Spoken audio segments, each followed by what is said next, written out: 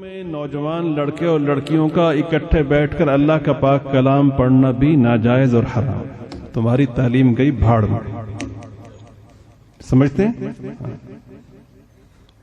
جو شخص اپنی جوان بیٹی کو مخلوط ماحول میں تعلیم کے لیے بھیجتا ہے پرلے درجے کا بے غیرت اور بے حیا ہے.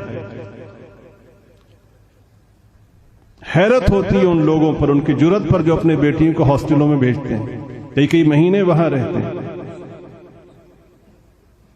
قیامت میں جواب دینا پڑے گا.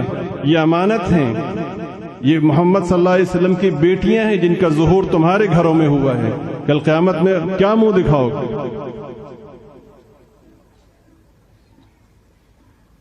حج کا سفر عظیم ترین سفر ہے.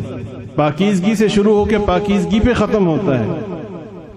اتنا عظیم سفر ہے کہ جب کوئی شخص حج کر لیتا ہے تو حدیث پاک میں ہے کہ وہ گناہوں سے ایسے پاک ہو جاتا ہے جیسے آج ہی ماں کے پیٹ سے جنم لیا.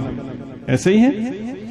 اللہ پاک اتنے خوش ہوتے ہیں حج کرنے والے سے کہ جب وہ واپس آ رہا ہوتا ہے تو سرکار نے درخواست کی، اللہم اغفر للحاج، اے اللہ حاجی کی بخشش فرما. اور اگلی درخواست کی وَلِمَنِ اسْتَغْفَرَ لَهُ الْحَاجِ، یا اللہ حاجی جس کے لیے دعا کرتا جائے ان سب کی بخشش فرما. ٹھیک ہے؟ ہوا کیا؟ ہوا یہ کہ ایک صحابی آپ صلی اللہ علیہ وسلم کے ساتھ جہاد میں شریک تھے.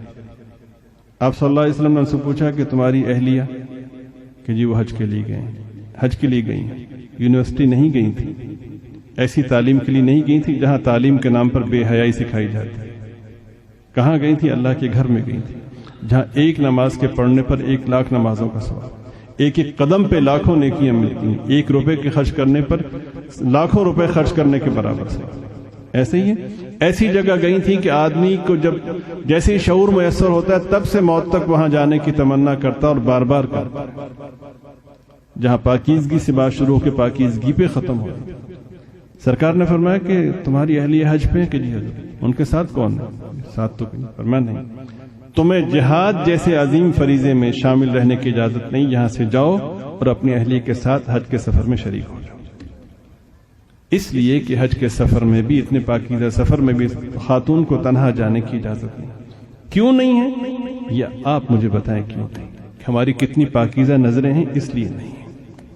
سمجھ رہے ہیں آپ؟ یا کچھ اور عرض کروں؟ اس لیے نہیں. دل پاک ہونا چاہیے. جو شخص یہ کہتا ہے سب سے بڑا جھوٹا وہ شخص ہے.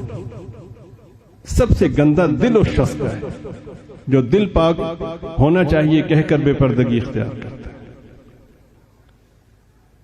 حقیقت وہ ہے جو نبی پاک صلی اللہ علیہ وسلم نے بیان فرمائی، باقی سب فراڈ ہے. اللہ تعالیٰ مجھے، آپ کو، ہم سب کو دین کو سمجھنے، اس کی عظمت کو پیش نظر رکھنے اور اخلاص کے ساتھ اس پر عمل کی توفیق عطا فرمائے. وآخر دعوانا ان الحمدللہ رب العالمین. میں نوجوان لڑکے اور لڑکیوں کا اکٹھے بیٹھ کر اللہ کا پاک کلام